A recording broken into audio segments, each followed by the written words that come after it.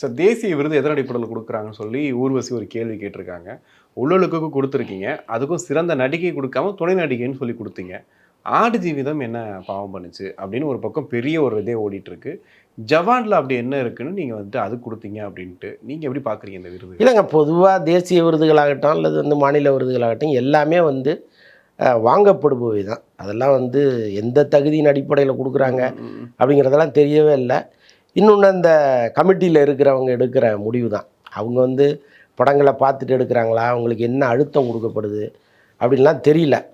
இப்போ பாருங்களேன், இப்போ நீங்கள் சொன்ன மாதிரி ஆடு ஜீவிதம் தான் சிறந்த படம்ங்கிறது உலகத்துக்கே தெரியும்.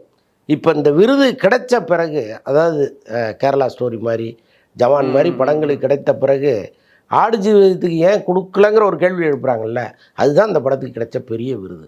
அதனால் இவங்க கொடுக்குறதெல்லாம் நம்ம கணக்கிலே வச்சுக்க கூடாது. அவ்வளோதான். இந்த வருடத்தின் கோட்டா முடிஞ்சுது, அவ்வளோதான்.